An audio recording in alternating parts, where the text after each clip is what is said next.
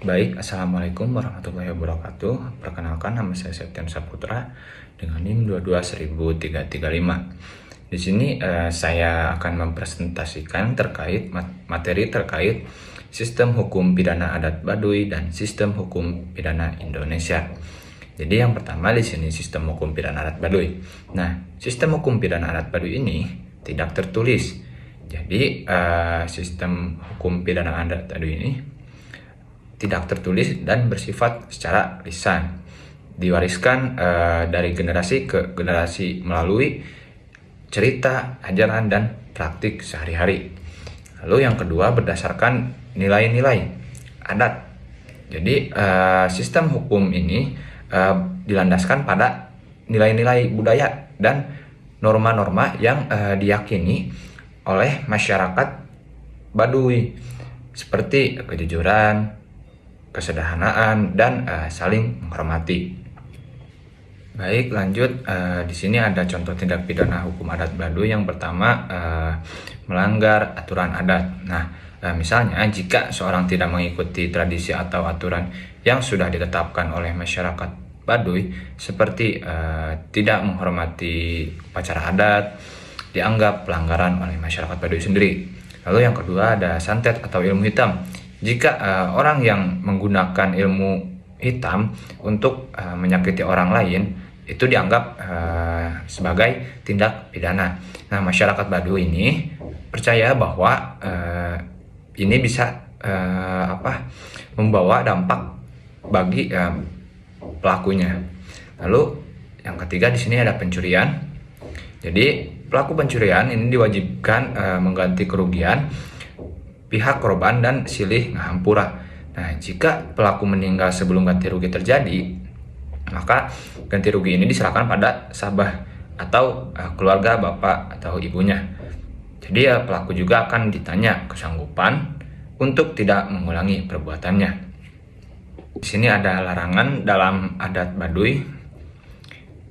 Yang pertama ada larangan foto dan gambar audiovisual, larangan merokok, larangan menggunakan emas, larangan poligami dan poliandri, larangan minuman alkohol, larangan menggunakan pakaian modern, larangan menggunakan alat mandi, larangan menggunakan kendaraan, larangan orang asing memasuki wilayah Baduy dalam, larangan bersekolah, larangan mendirikan masjid, larangan mengolah tanah menjadi sawah. Lanjut, di sini ada asas dalam sistem hukum pidana adat Baduy. Yang pertama di sini ada asas ultimum remedium. Jadi Baduy mengenai asas yang identik dengan asas ultimum remedium dan diterapkan integral dalam penyelesaian tindak pidana. Artinya, jika ada suatu tindak pidana, maka penyelesaian dalam tahap keluarga sedapat mungkin dilakukan. Nah, jika para pihak tidak puas, barulah kemudian diserahkan pada sistem peradilan di adat Baduy sendiri.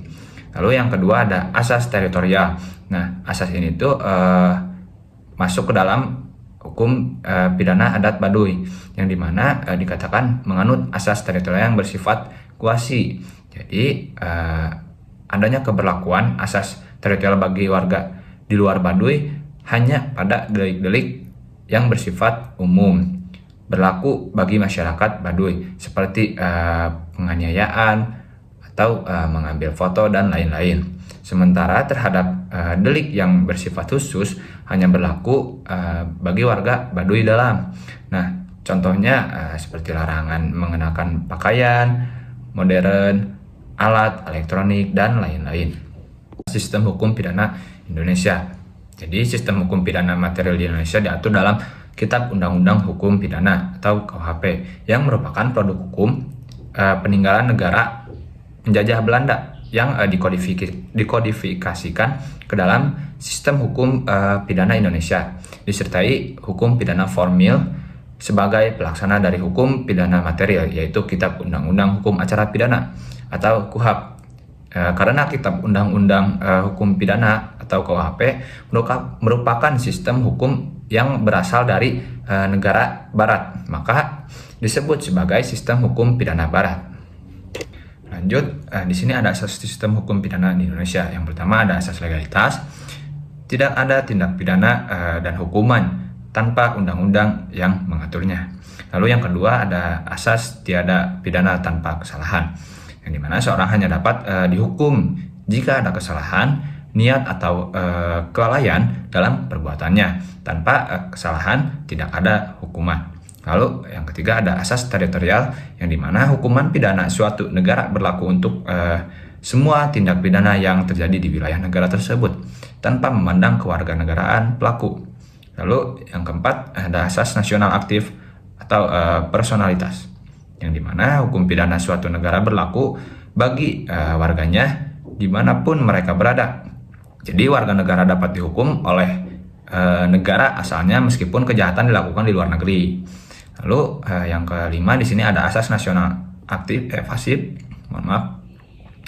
Hukum pidana suatu negara dapat diterapkan terhadap pelaku yang merugikan warganya meskipun tindak pidana terjadi di luar negeri.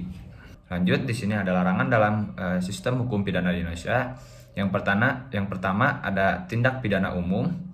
Jadi tindak pidana umum ini meliputi kejahatan yang merugikan masyarakat seperti pencurian, penipuan, dan pembunuhan.